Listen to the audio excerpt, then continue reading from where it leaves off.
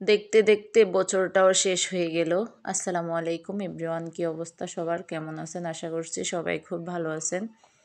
এই যে happy new ইয়ারের রান্না করতেছিলাম, কারণ বাচ্চারা বায়না করছে জর্জরা খিচুড়ি খাবে, সেজন্য এখানে আমি প্রথমে পেঁয়াজ, তারপরে গরম মশলা দিয়ে ভালো করে পেঁয়াজটাকে একটু বাদামি কালার করে নিয়ে খিচুড়ির চালটা দিয়ে দিয়েছি। এখানে আমি প্রায় 1 কেজির মতো চালে আর ডালে মিক্স করে দিয়েছি। এখানে আমি 2 ধরনের ডালটা দিয়েছি, মুগ ডাল, মশারির ডাল। এইভাবে আমি খিচুড়িটা রান্না করি।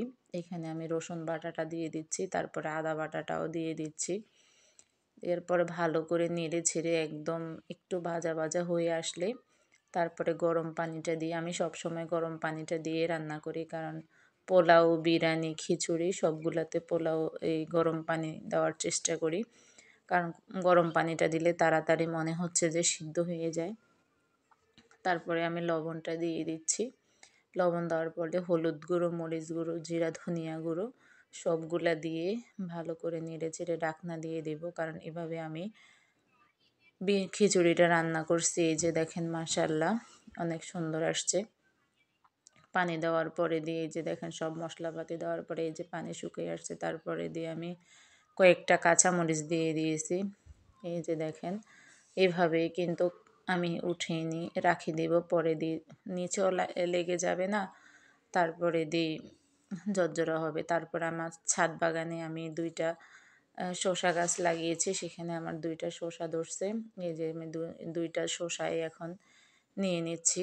2টা শসা দিয়ে আলহামদুলিল্লাহ, এই যে দেখেন আমার শসাগুলো 2টা হয়েছে, মাশাআল্লাহ বলবেন সবাই। আসলে খুঁটিনাটি এই জিনিসগুলো যখন নিজের ছাদ বাগান থেকে নিজের হাতে লাগানো খাওয়া যায়, আসলে অন্যরকম স্বাদ লাগতেছে। এই যে তারপরে নিজের গাছের কাঁচা মরিচগুলো ছিঁড়তেছি, এটাকে আমরা কালো মরিচ বলে থাকি। এই মরিচগুলো অনেক ঝাল হয়। তারপরে দিই আরেক পাশে দিই হচ্ছে কাঁচামরিচ গাছ, সেখানেও আমি তুলে নিচ্ছি কাঁচামরিচ। পরে দিই আরগুলা দেখতেছি সেগুলো একদম কচি, সেগুলো নেওয়া যাবে না, এগুলাতে একদমই ঝাল নেই।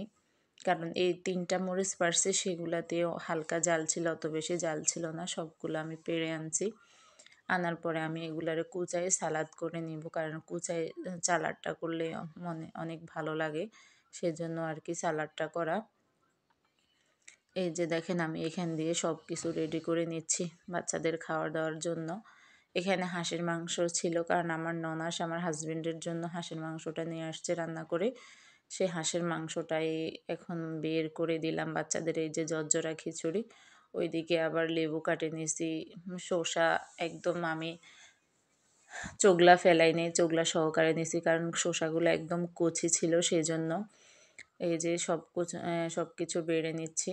এই যে দেখেন কি সুন্দর কালার আসছে, বা এই যে ঝরঝরা একদম পোলাওর মতো খিচুড়িটা হয়েছে, কারণ বাচ্চাদের আবদার এই দিনে খাবে। আসলে দেখতে দেখতে বছরটা যে কিভাবে শেষ হয়ে গেল, কারো দুঃখে গেছে, কারো কষ্ট গেছে, কারো সুখের গেছে।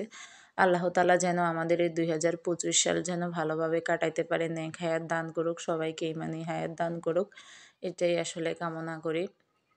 বছর থেকে আমি মনে করি কিছুই যায় না, শুধু সালটা পাল্টাইছে আর ক্যালেন্ডারটা পাল্টাইছে, কিন্তু কার তো সবই ঠিক আছে, দিন তারিখ মাস সবই ঠিক আছে, শুধু ক্যালেন্ডার আর হচ্ছে হ্যাঁ বছরটা চেঞ্জ হচ্ছে, এই আর তো সবই ঠিক আছে। এই যে দুপুরের জন্য বাচ্চাদেরকে নিয়ে খাইতে বসে গেলাম। আলহামদুলিল্লাহ আমার এই যে খিচুড়িটা অনেক মজা ছিল, তারপরে দিয়ে সালাডটা অনেক টেস্টি ছিল, সালাদটাও আপনারা এভাবে ট্রাই করতে পারেন।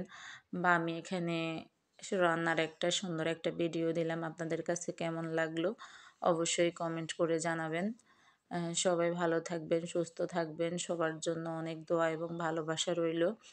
কারণ এখানে আসলে অনেক কষ্ট করা লাগে, যে কোনো জিনিস কষ্ট করা ছাড়া মিষ্টি মিলে না। তো সবাই ভালো থাকবেন, সুস্থ থাকবেন, সবার জন্য অনেক দোয়া। আসসালামু আলাইকুম।